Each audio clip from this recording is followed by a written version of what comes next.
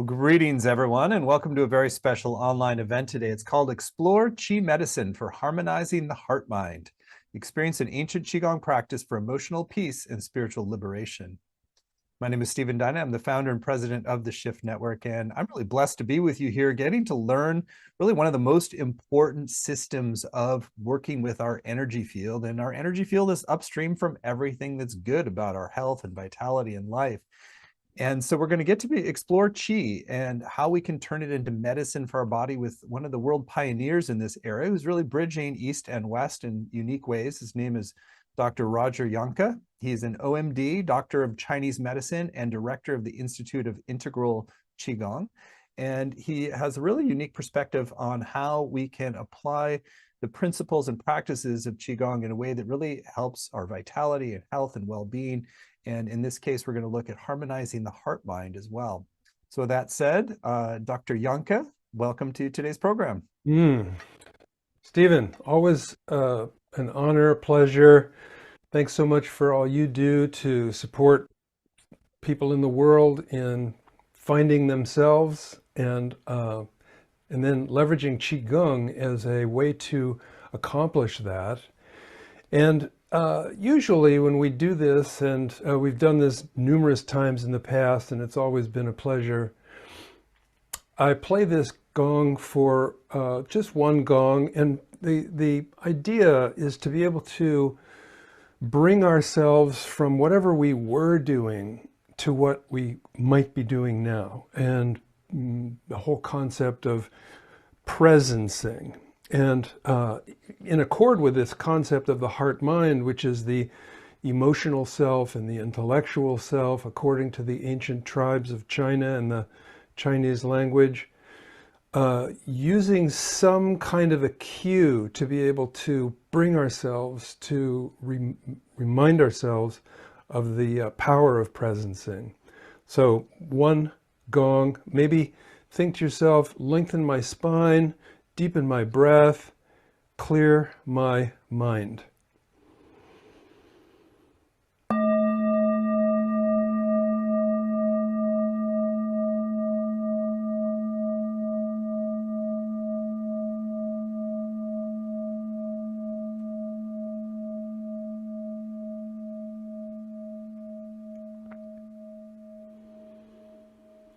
And then in that mood to just say one thing, and that is, may I create a peace within myself as a contribution to peace in the world.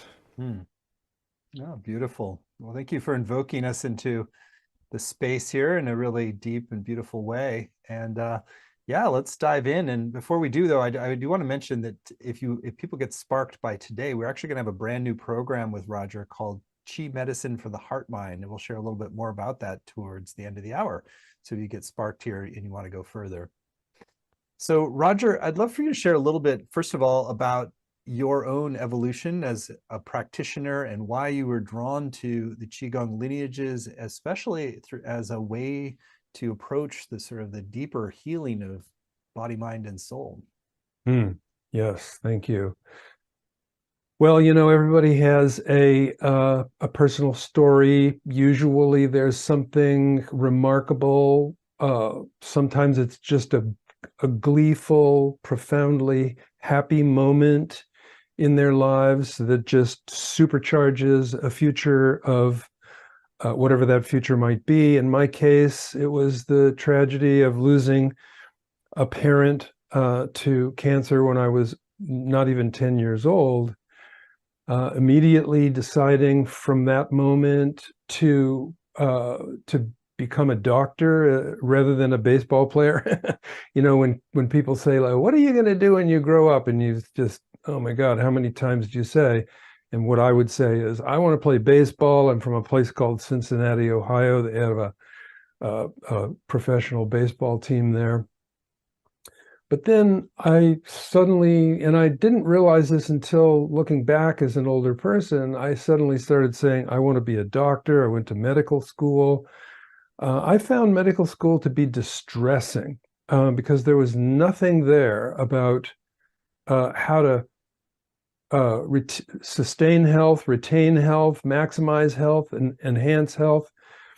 It was 1967, and I got depressed and quit medical school and went to California from a place called Cincinnati, Ohio, had a revelation, living in Berkeley for a while, and eventually ended up studying Chinese medicine, going to China many times. And the foundation of Chinese medicine isn't to target the disease and try to stop it, but instead to target the basic constitutional level of well-being and enhance that. So another way to say it is that a person with enhanced well-being is less at risk for any kind of disease. And if a person maximizes their well-being while they're well, that's a whole lot easier than maximizing their well-being after they've lost their health, though maximizing one's well-being after they have lost their health is still better than not doing anything other than, medical procedures and pharmaceuticals. So I was inspired to all of that. And I'll just mention something that's been on my mind, and that is that self-care is, I don't know, I hope it's okay to say, self-care is politics, and self-care is patriotism, meaning that when we take care of ourselves, we can take care of our life. When we take care of our life, we can take care of our family. When we take care of our family and have anything left over, we can contribute to our community and to our nation. And that to me is just such a powerful idea of starting with self-actualizing. And then, of course, Qigong is a gorgeous tool for that. I love that. So it's like so much of this is sometimes we just focus on health and preservation of the body, but it's really about generating surplus abundance of energy that allows us to really give our greatest gifts. I love that. That's the sort of in a way, the higher purpose of this work. Indeed. Well, let's dive into a little bit of, first of all, like for those who are less familiar with Qigong, maybe as some general orienting principles of understanding Qigong practices, where they source from, and how it's a path to deeper transformation. Sure. Well, first we could say that from the anthropological point of view, in other words, from the study of culture, in every culture in the world, every ancient culture, we could call them indigenous cultures or shamanic cultures, every ancient culture has some kind of very unique to that culture version of a personal ritual for daily living, and then a collective kind of ritual for the celebration with the family and the community. So as an example, when we come to the change of a season, usually ancient cultures would have a pretty big party on the solstices and the equinoxes, and almost all cultures have some kind of mind-body practice. We could call that ritual dancing or something like that, that includes a high level of mindfulness, a high level of gratitude and self-reflection, along with physical gestures. And then those gestures were, in their ancient sense, storytelling, sometimes stories about animals, sometimes stories about legendary heroes and so forth. And as time passed, these all then, shall we say, evolved as societies evolved to give us what we call Qigong today, which is can be a personal ritual that involves an integration of the mind and the body, and even the aspect of ourself that we call the spirit or the soul, into something that we do on a regular basis to revive ourselves, rehabilitate ourselves, even to revise or revision ourselves towards our highest possible expression. And so, wow, that's gorgeous in its own right. So then let's say, is it just a healthcare thing? Well, yes, because health, in the definition of these ancient cultures, is an integrated physical self, mental, emotional self, and spiritual self into an authentic expression of what we would call our essential self. And so, how does that work? The concept is we use the mind to make decisions. And one of the decisions that we make is what we're going to eat, what we're going to drink, when we're going to go to bed, who we're going to relate with. But another thing that we make a decision about is when are we going to put our mind-body practice into our life? And how long are we going to practice? And what can we do using our consciousness to be able to deflect all of the distractions? So in the Chinese context, qi is pretty much parallel to function. So in other words, when the heart is beating correctly and the vascular system is carrying blood and oxygen and nutrition efficiently, then that's the qi of the heart, or the function of the heart. When the liver or the brain is functioning at a high level of capacity, then the qi of the brain and the liver are at their highest or most, shall we say, efficient amplitude. And so qi means function for humans. If it's for the planets and around the sun, then it's the qi is the function of the orderly cycling of the planets around the sun, or the relationship between black holes and white holes. You know, all that, everything is qi in this context. And so gong means developing a skill and doing whatever it is required to be able to refine or cultivate.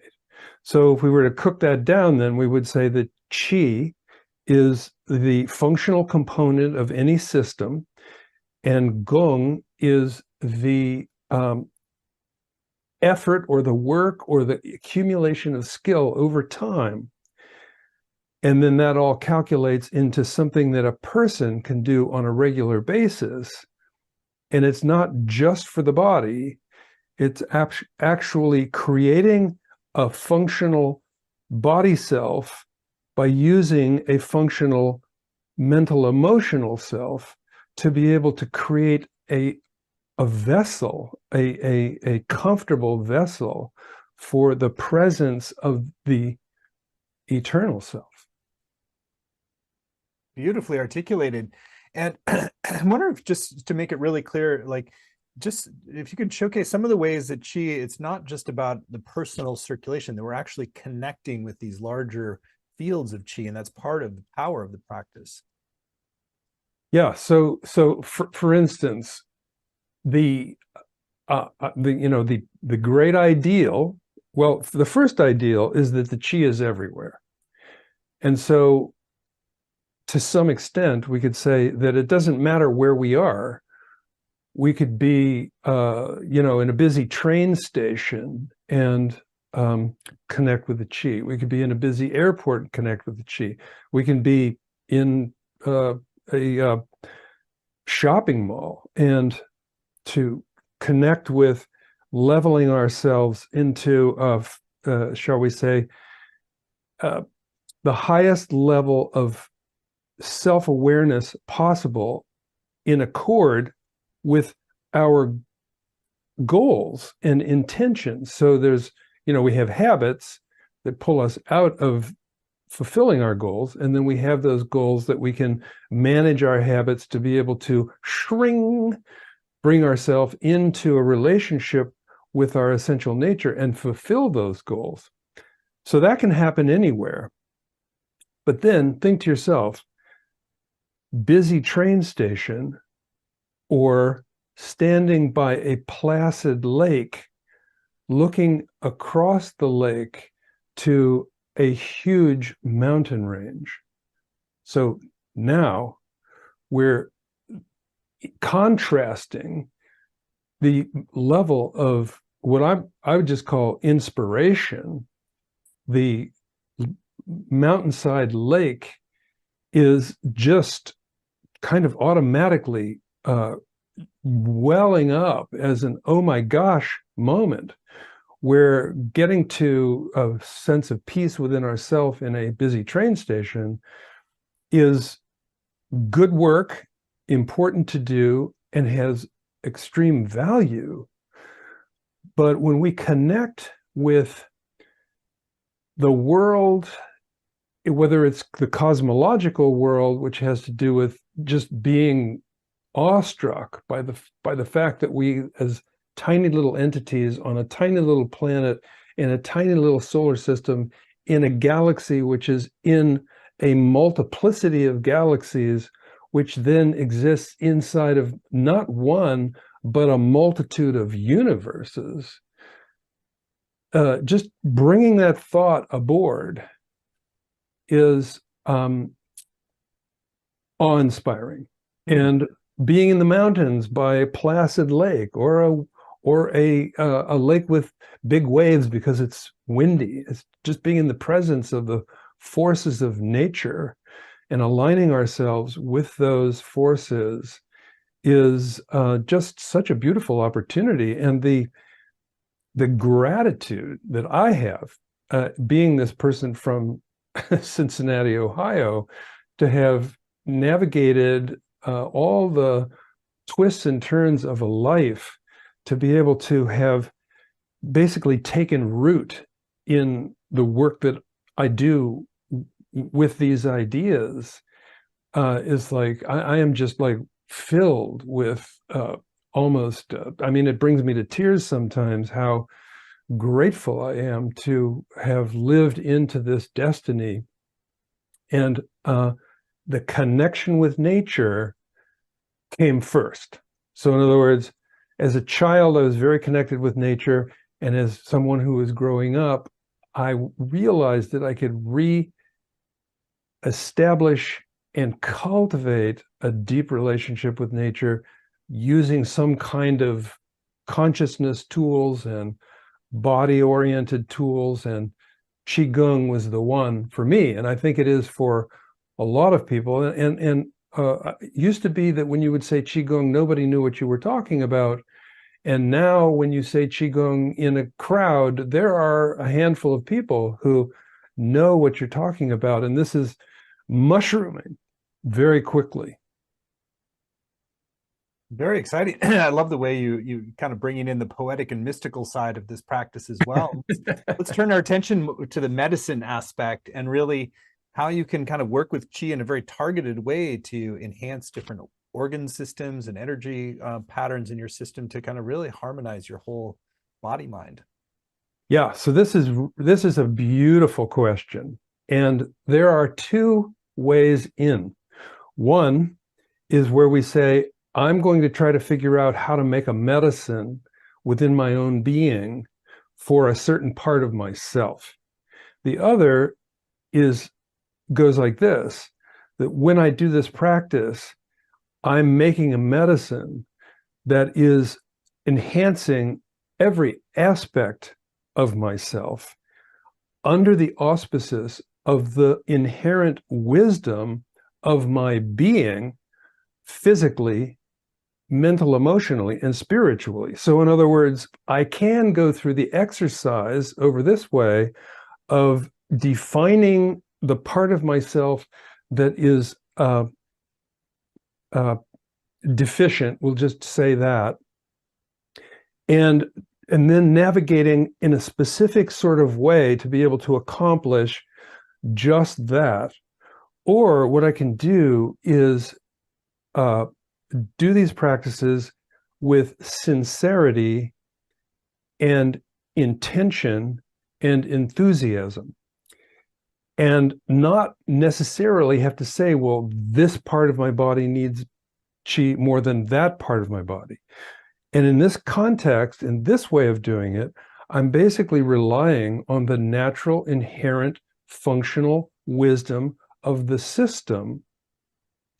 And so I personally have a preference, particularly when we're talking about working with people who are under stress in their lives, and in certain cases may have specific diseases or diagnostic challenges.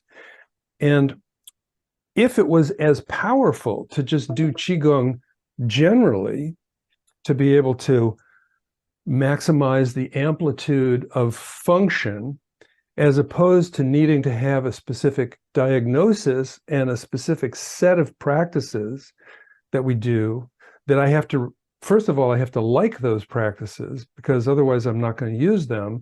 And second, they have to actually really be the practices that I should be using. And third, I have to actually use them. And over here, on the easier side, where we trust that the wisdom of the body can do the triage, the internal choice making that has to do with getting the medicine, the naturally occurring, inherently generated healing resources.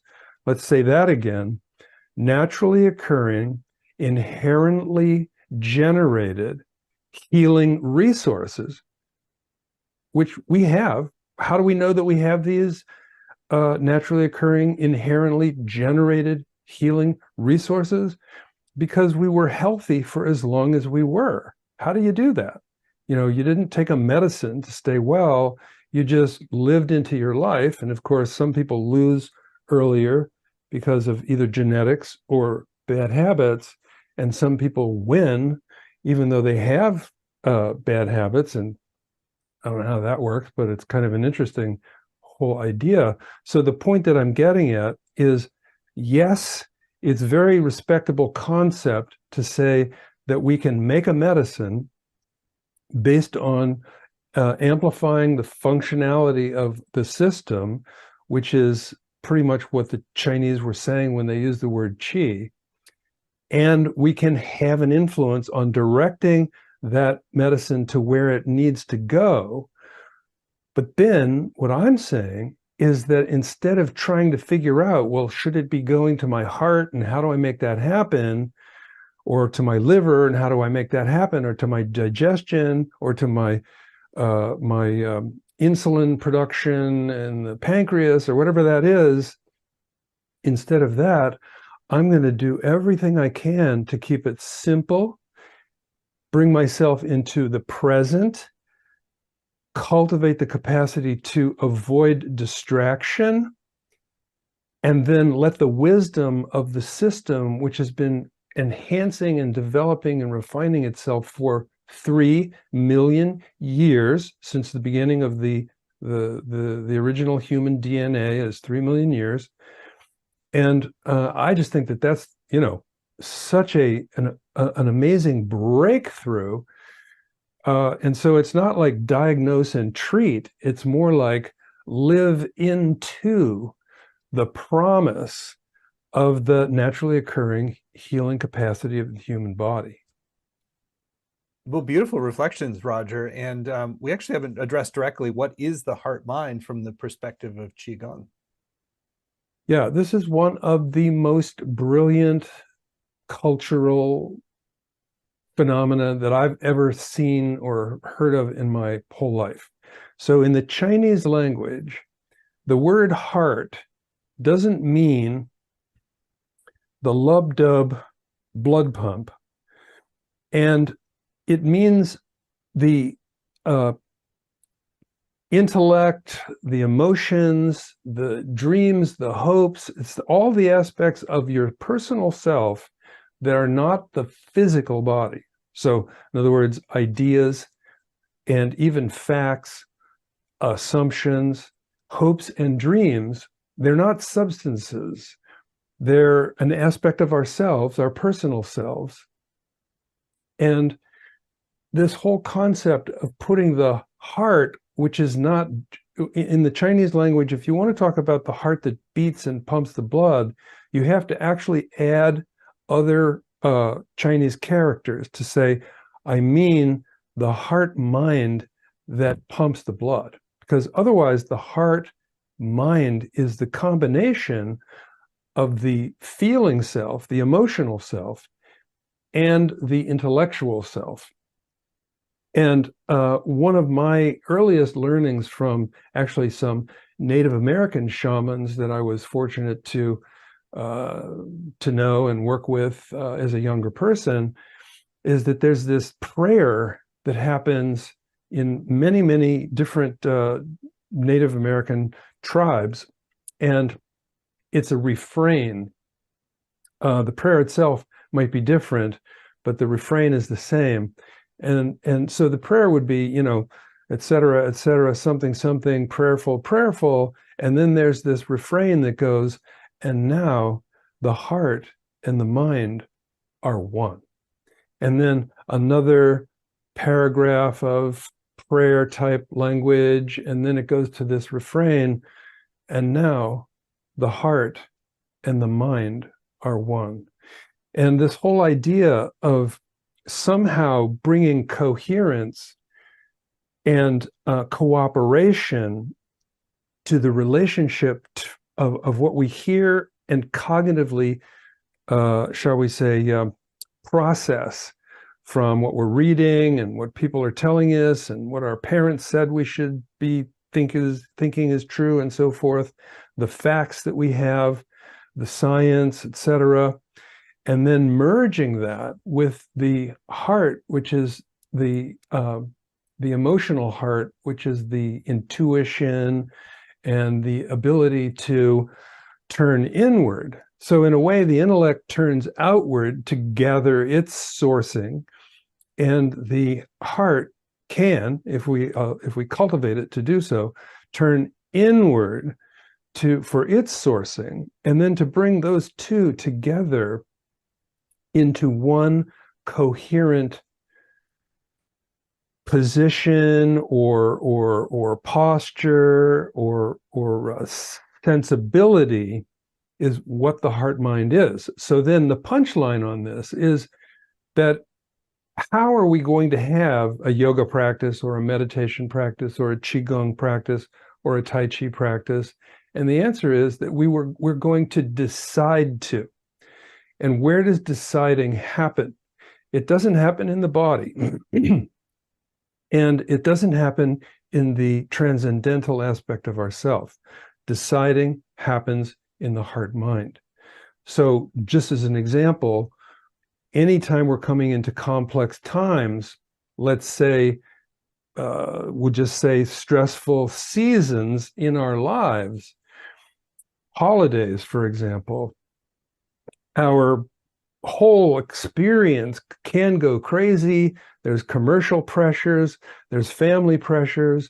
And if we don't have some kind of ability to be able to make choices and find our position, not that we have to argue our position or insist on our position, but to be able to occupy our position, to live into our position and settle into who we are in these crazy circumstances.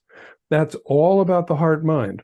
The ability to decide to have a practice, any kind of practice on a regular basis, is all about the heart mind. It's a decision to carve out time. When we're standing in front of the refrigerator and we think, why am I standing in front of this refrigerator? And the answer is because I'm panicking and I need to stuff myself with something that'll calm me down. It's very different than if I'm standing in front of the refrigerator and saying, I'm looking for something that will nourish me. And that's all around consciousness, awareness, self-observation, and the ability to be self-aware, which is all associated with the heart-mind in the paradigm in the Qigong paradigm. Really beautiful explanations, Roger. And I think now would be a great time, now you've set all that context, to actually do some demonstrations and show people how you can work with the practice. Absolutely. Let's do that. Not every practice requires standing. Qigong can be done standing, sitting, lying down, and even walking. There are forms that have pacing with them as well. In this case, we're going to be standing and we'll just be still. And we're going to do a practice which is called the arms are the wings of the heart. And what it really means is that the arms are the wings of the heart-mind, meaning the arms can be used to be able to bring us into presence, because we're going to pay attention to where my arms are and which one is where and so forth. And because the fact we're doing that, we are not going to be worrying about, all the complexity of the world for at least the period of time that we're doing the practice. And we can use these practices to cultivate the capacity to be able to bring ourselves into presence when we're in the shopping center or when we're in line at the bank.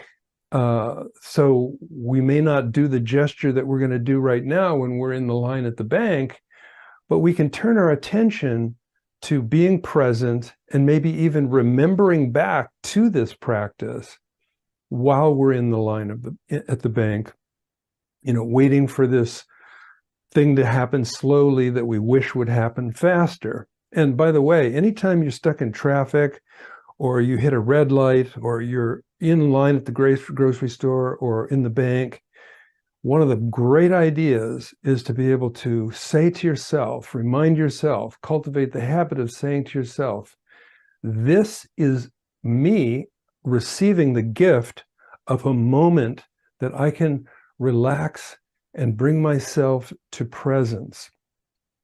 All right, arms are the wings of the heart.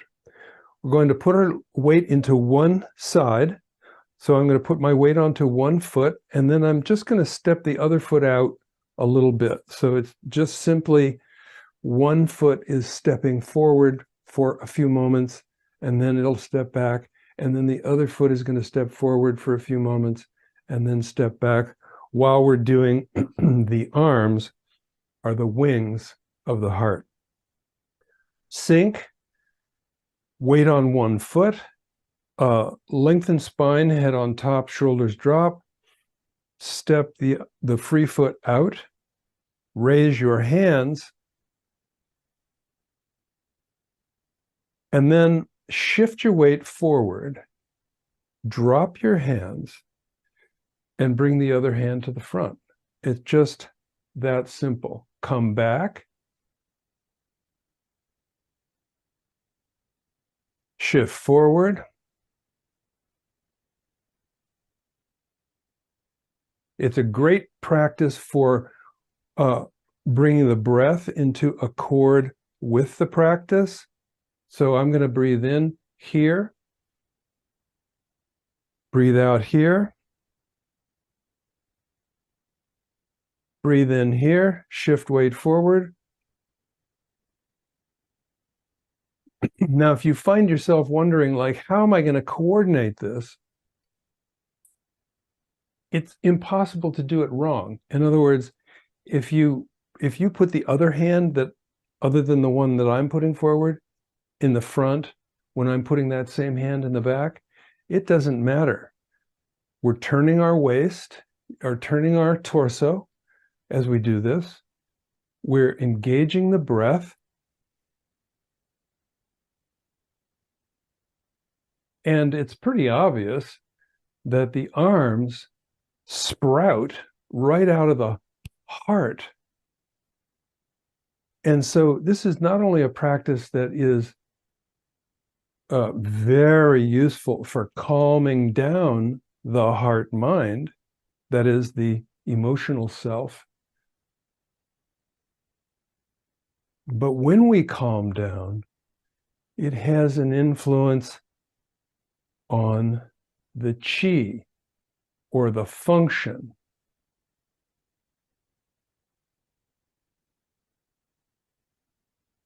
Now step back. Then we bring the other hand to the front and the other foot to the front. Same. I'm going to exhale now. Shift weight forward. Inhale. Exhale. Inhale. Notice that I could go faster, or I could slow it way down. When I slow it way down, my breath is deeper and slower and more relaxed. When I speed it up, I'll speed it up a little bit.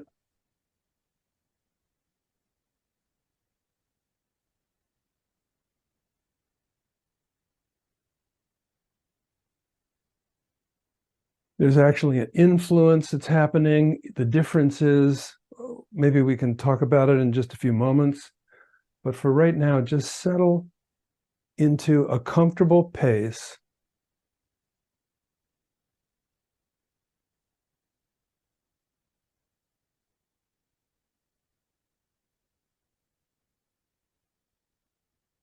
And see if you can focus on the movement itself. And how are you feeling as you're doing it? And then step back parallel. And we'll just close by exhaling. Let's breathe in. Now exhale slowly.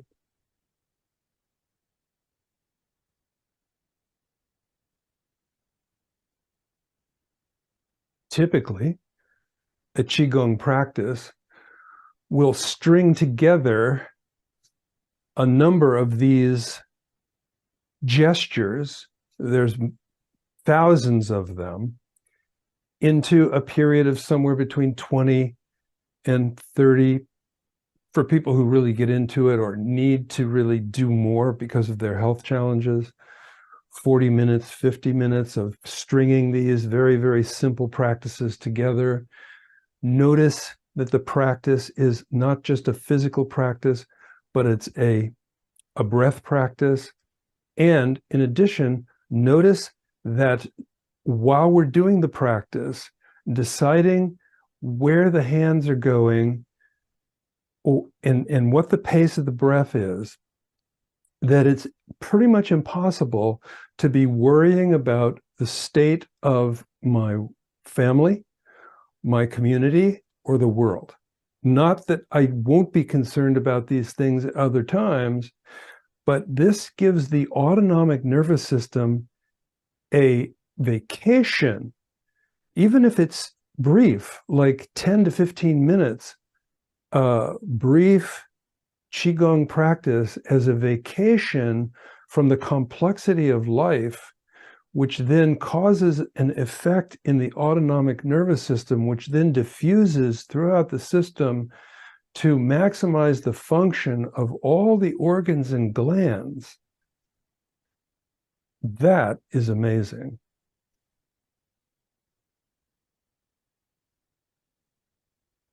Beautiful demonstration, Roger. And yeah, it's almost like the way you move is very dance-like, and there's just a sense of deep presence extending through your hands and arms. And what's the internal feeling for you as you're doing that practice? Yeah, so it varies. Sometimes it's an emotional feeling of it's almost like touching home.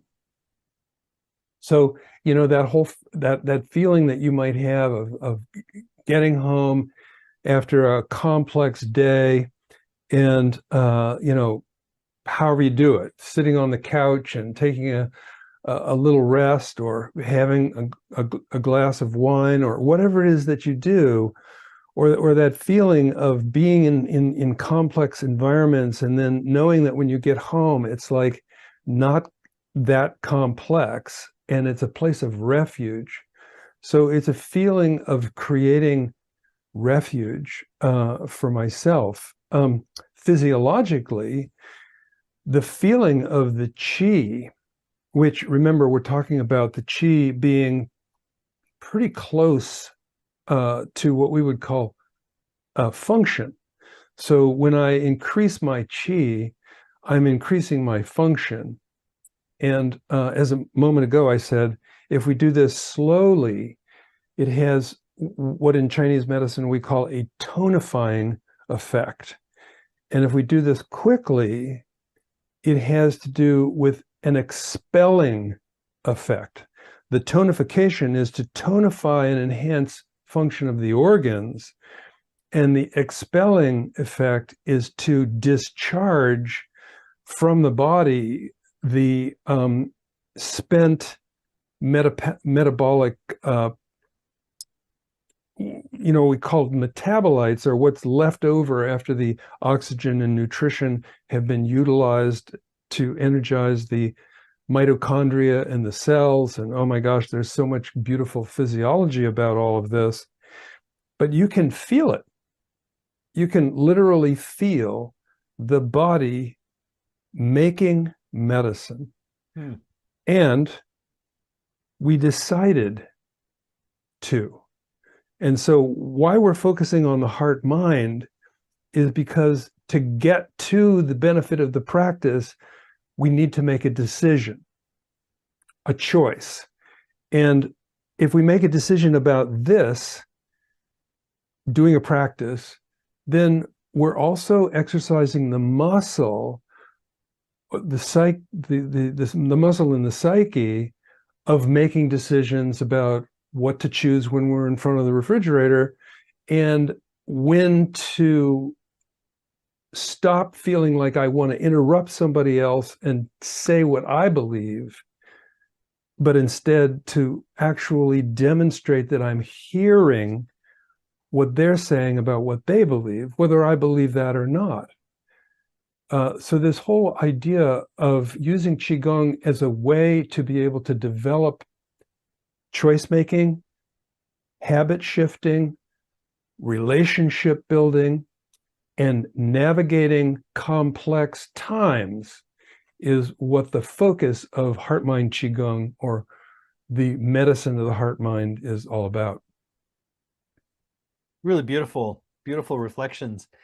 I know we're also entering into a season that is traditionally a time of recharging our batteries, of going inward, the sort of the wintering months of like a time of sort of recalibration and internal sustenance, which we've kind of distracted ourselves from with all the consumer craziness that happens around holidays. But I wonder if you could just talk about the seasonal dimension of what we're entering into, and how to use this as a time to really cultivate that surplus that flows out into the rest of our life and year. Yes, thank you so much. This is a beautiful question, because what it does is it asks us to reflect on what ultimately our grandparents thought was important. And in that world, what was notable was the fact that summers were longer and days were longer in the summers, the days are shorter in the winters, and that there's a place in the spring and in the fall where the day and the night are about even. And so that gives you 4 seasons, spring and summer and winter, and summer and fall and winter. And then those are associated with the what we call the solstices and the equinoxes. And then the spring and the fall are the equinoxes.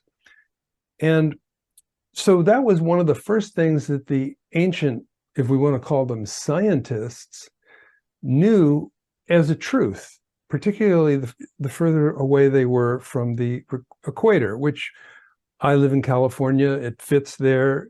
People might be in New York and so forth, and it fits there. They might be right on the equator, and it's a little less meaningful in that context. So we're really thinking about this in terms of the northern hemisphere and the ancient shamanic societies of those places in the world. And then think to yourself, what is the most important thing for a member of a society? Well, number one, to be healthy. Number two, to be productive. Number three, to be fair-minded. So how can we use the spring and the summer and the winter and the fall and the winter to remind ourselves of those values? And the answer is to basically say to ourselves, what's unique about the spring? What's unique about the summer, et cetera? And so just very, very briefly, and wow, it's a beautiful story, and we could do a whole course on this, is that the spring is associated to awakening. The summer is associated with being awake and cultivating mindful awakeness. The fall is to be able to celebrate that which we've accomplished in our waking. And the winter is basically to regenerate and revision and revise and rehab and re-energize. So those 4 seasons are then infused with these ideas. So for instance, if we were in coming towards the first day of spring, which is not the spring equinox, by the way, it's the earlier day that's associated with the Chinese New Year, call that the Spring Festival. That first day of spring, what we would be thinking about is now we're reawakening from our winter sleep. And then when we get to summer, we would say, and now in that reawakened self, what did we plant? What seeds did we plant? And now we're cultivating towards a harvest and being productive. And then in the fall, we would celebrate the fruit of our labors. And in the winter, we would be going deep inside of ourselves in gratitude and rest, recovery, and dreaming up what's going to happen next in the next spring. So cultures and societies have turned into these crazy shopping societies where we hardly pay any attention to these beautiful, it's really 8 days, right? The first day of winter, then the center of winter, the first day of spring, and then the center of spring. Those 8 holidays, if you want to call them, or holy days, were the original, shall we say, framework for how to plan our lives short term for a year, well, short term for a season, short term for a year, and then longer term for a series of years, and longer term for a lifetime. It's a beautiful framework. And so now we're coming up, and it doesn't matter what season we're in, now we're coming up on the complexity of that season. And, just think of it like, oh, okay, the 4th of July is coming. What's complex about the 4th of July? Well, it's getting more complex every year. We're coming on to what this culture calls Christmas. Wow, there's a complex period of time for you. And so how can we prepare ourselves to be involved in these complex seasons? And of course, the answer is Qigong. I like to think that the answer to, it's just me. A lot of people say, well, the answer is yoga. A lot of people say the answer is, flying certain flags. Everybody has their different answers. To me, one of the most powerful answers for how to navigate our lives is to have a mind-body practice. And of course, my favorite one is Qigong. Well, let's talk more about that, because I think people are certainly going to be inspired by what you've shared here today. And so the question is to translate it into an ongoing practice that benefits your life. And so we're very blessed that Roger has agreed to teach a brand new program for Shift and for you. It's called Qi Medicine for the Heart Mind, Qigong for emotional peace, mental clarity, and spiritual liberation. You can find it at the URL heartmindqigongcourse.com, Qigong, heartmindqigongcourse.com. It's a 7-week program. There's no prerequisites. You don't have to be practicing Qigong already. This is really going to teach you the foundational steps as well as how to approach it in a medicinal aspect. And it's really helping to optimize your system and your function and your health for the long haul. So, Roger, I'd love for you to share in your own words about the program and on an overarching level, and I'll read out the modules so you give us a preview of what's coming in each. Yes, thank you. So we've been talking about the power of the heart mind, and it comes down to choices. Choices are under the influence of habit patterns. Habit patterns are often under the influence of distress and trauma, whether it's horrific trauma or even just moderate trauma. And so as we evolve into the summer of our lives, which would be the period of our lives after 20, shall we say, and navigate through the summer and the fall of our lives, our goal is to fulfill. And so then what is it that keeps us from fulfilling? And the answer is patterns of behavior that have been developed over a long period of time, which we can bring under greater scrutiny, shall we say. And scrutiny is a word, it's a heart-mind word. Sincerity is a heart-mind word. Enthusiasm is a heart-mind word. Intention is a heart-mind word. Goal fulfillment is a half heart-mind word and a half physical do the work word. So the heart-mind is really the essential central power of Qigong. And so we're going to approach this course from the perspective of leveraging, more than any of the courses that we've done in the past, the focus on self-awareness, choice-making, self-observation. One of the great classic lines from the ancient Chinese is that the sages, and by the way, sages are people who are thoughtful and conscious, the sages watch carefully in the consciousness for habituation and distraction and obsession and all of the other kinds of emotional words that you can reflect on that have to do with kind of habituated patterns of thinking.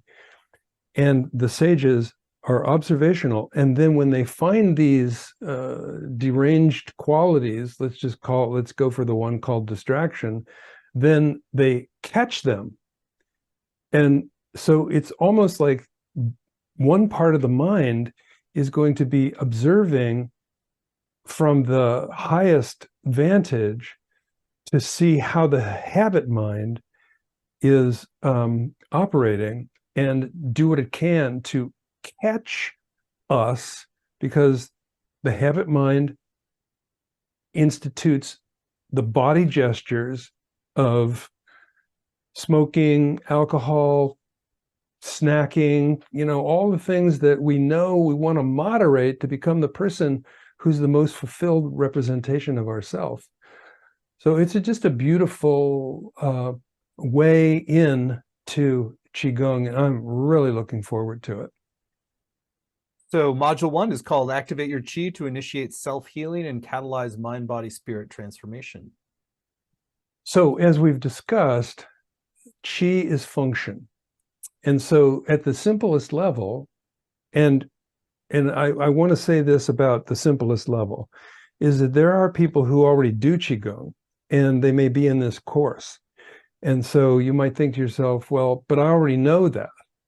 And the answer to that isn't that the things that we reveal are known or not known as a way to discern whether they're valuable.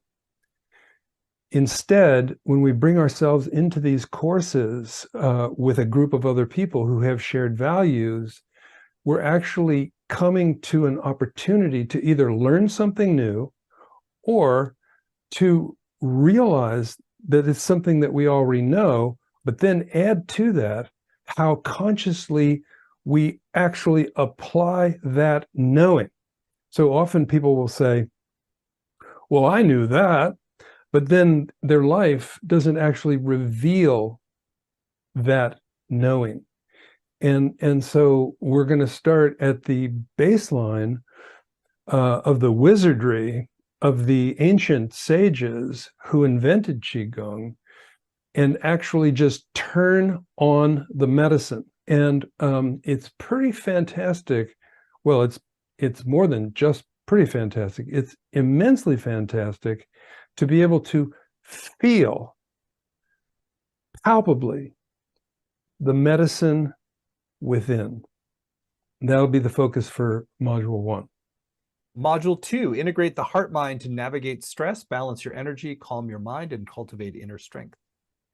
So the idea there is to go directly to this wisdom of the heart mind practice, instituting practices that focus on the heart mind that have to do with this whole concept of being self-aware and working our way through things like our questions about why do we do these things over and over again, and how to be able to develop new habits using Qigong as a tool for that. Module 3, synergize movement and breath to holistically integrate and optimize physiological and emotional functions. The Qigong is made up of 4 parts: physical, breath, that's the body, breath, mind focus, and then self-applied massage. The first 2, the body and the breath, brought into coordination, basically are the engine that turns on the medicine within, and then the mind and massage are how we, shall we say, focus the medicine to the highest level of outcome possible. Module 4, stabilize and sustain access to clarity and inner peace with the heart-mind power of presencing. Yeah, presencing. That's the beauty of Qigong, is when we launch into these practices, there's this thing that happens where meditation and movement are brought together to make meditation easy. And so when we use a body gesture to be able to occupy the mind, then the autonomic nervous system is allowed to go towards harmony and balance. And that's the focus of this particular module. Module 5, direct Qi throughout your body using self-massage to calm the nervous system and enhance function, vitality, and healing. Yeah, so as we said a moment ago, we use the breath and the movement to be able to turn on the medicine. And then we use massage, and there are 5 kinds of massage, which we'll just get into then. I won't name them now, but there are 5 easily applicable to oneself levels of massage that we will be doing in this particular segment. Module 6, experience the ultimate embodiment of the 3 treasures, mind, body, and spirit, for transcendence and longevity.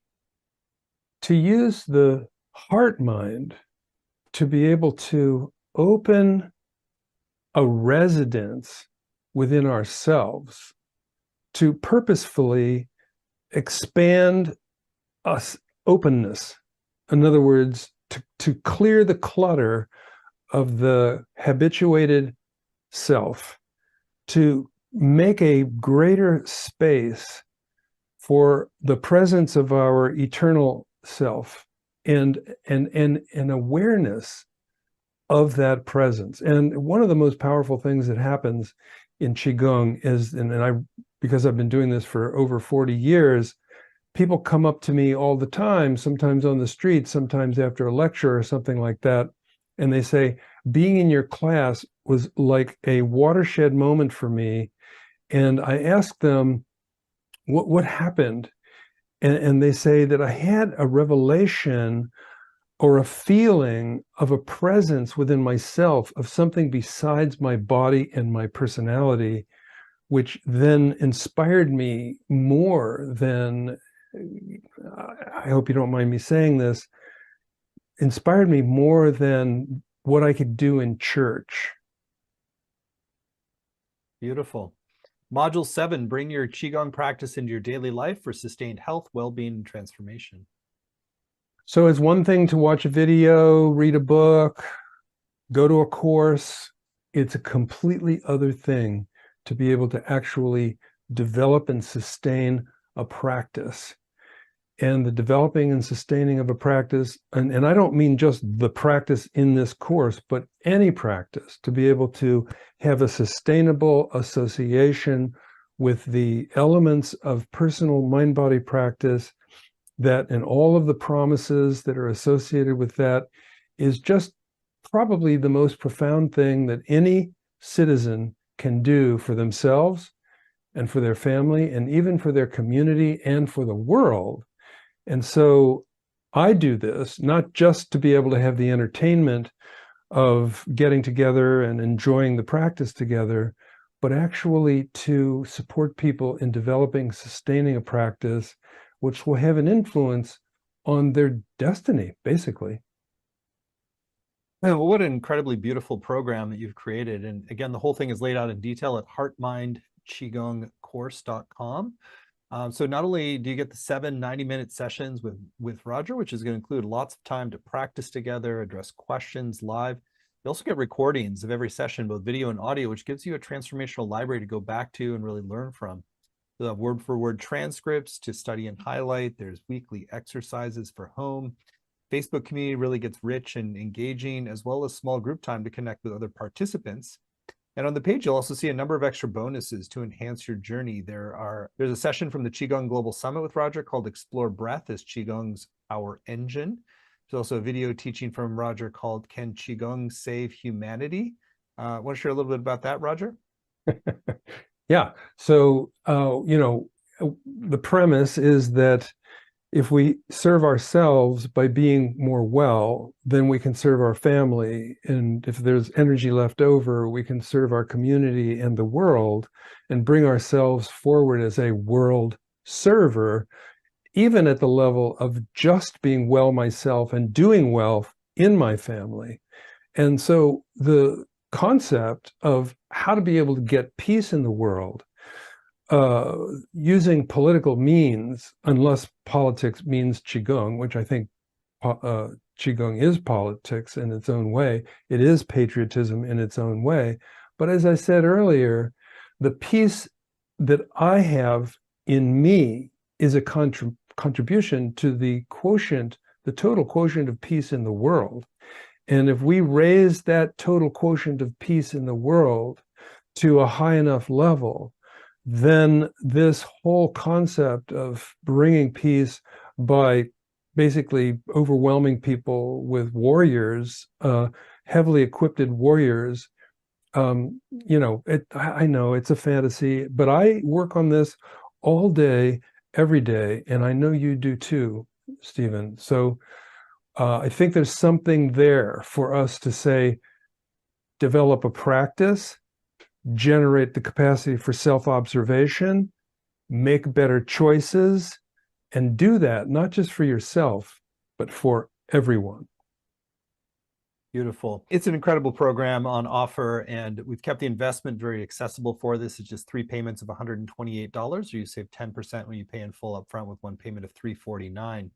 The course is going to start on December 5th, which is really perfect for optimizing around the holiday season. You get some solid practices in before different holiday breaks that you can kind of put them into motion, and then work also on the second half of things in January to really set a different foundation for your life for 2024 and beyond.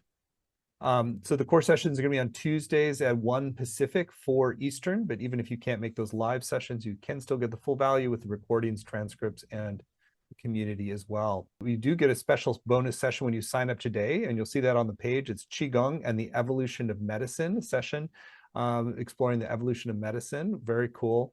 That's your special bonus if you sign up today. And you'll also see on the page, there's a lot of great testimonials from people who've taken programs from Roger. We've taught many programs or offered many programs with him, and people just get so much value and really feel the benefits personally and also in terms of contributing to the world in a beautiful way. And it's, I think energy management is at the heart of longevity and health and contribution to the world. So being able to do so with proven practices over millennia is a great blessing for your life. So again, you can find all the details at heartmindqigongcourse.com, heartmindqigongcourse.com, and you'll get that special bonus, which is the Qigong and the Evolution of Medicine when you sign up by midnight tonight. So Roger, we've gone a little bit over, but you've shared such beautiful wisdom with us. So just any quick closing thoughts that you have for as we wrap our time together here today? Yeah, given the season that we're in, Stephen, I would say to the folks who are listening, what about giving yourself the gift of navigating mindfully the coming complex holidays in preparation for launching a new year like never before? I'm looking forward to being with you and working with you on that and playing with you on that. Thank you, Stephen. Beautiful, Roger. Well, thank you so much for your wisdom, Roger, and thank you all for joining us. And if you'd like to go further into this beautiful practice with Roger, you can at heartmindqigongcourse.com, heartmindqigongcourse.com, and you get the special bonus when you sign up by midnight, which is Qigong and the Evolution of Medicine. Many blessings all. Thank you so much. Thank you.